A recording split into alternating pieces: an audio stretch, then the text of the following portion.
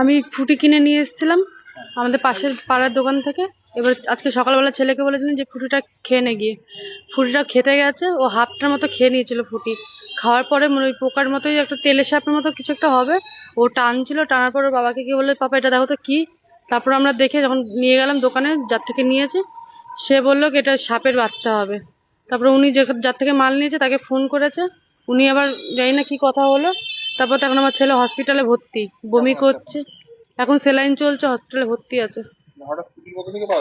হ্যাঁ, এই ফুটি আমার কাছে আছে, এখনো ব্যাগের মধ্যে রেখেছি।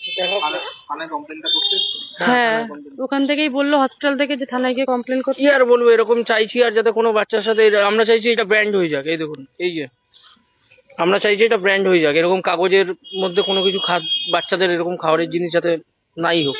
আর আমরা যথেষ্ট শাস্তি চাইছি। এরকম আজকে আজকে আমার সন্তানের সাথে হয়েছে, পরবর্তীকালে যাতে আর কারো সন্তানের সাথে না হয় এই জিনিসটা। হ্যাঁ, আজকে আমার ছেলেটা অর্ধেকটা খেয়েই নিয়েছে প্রায় বলতে গিয়ে।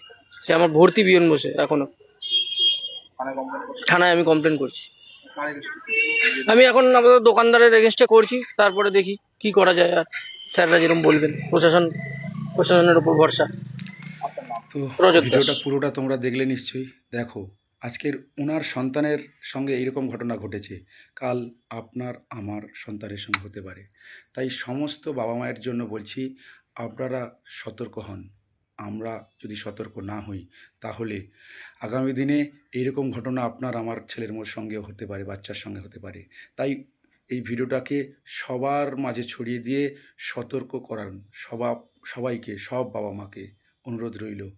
আর ওই রকম কাগজে মোড়া কোনো খাবার আমরা বাচ্চাদেরকে খাওয়াবো না, এই প্রতিজ্ঞাবদ্ধ হই।